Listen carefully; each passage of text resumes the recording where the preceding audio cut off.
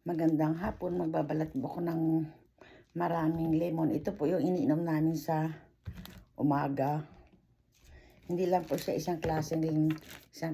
Sinishake po namin yan sa luyang dilaw, luyang orange, at kung ano-ano pang iniinom namin na pang cleanser sa umaga. Inaano po namin to parang shot sa papakita ko sa inyo yung kanyang finished product. Biniblender po namin.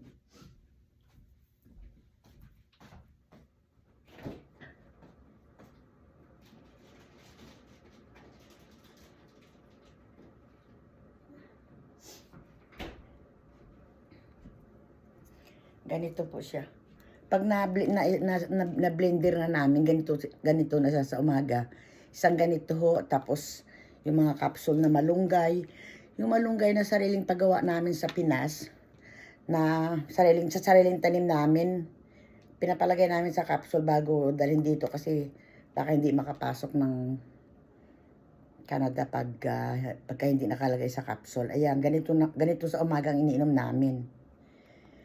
Sinishake namin to. Maganda to pang cleanser sa katawan natin. Maganda rin pang bawas ng timbang.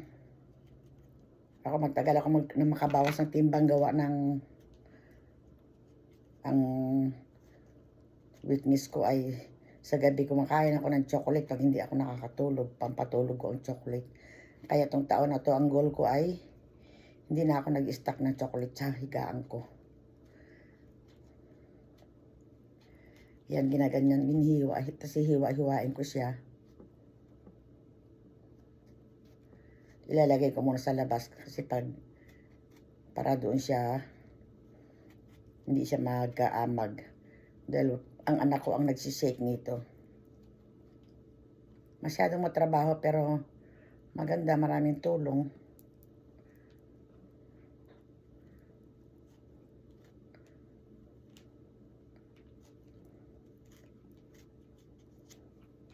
Yan, ganyan. Kasi hiwa-hiwain.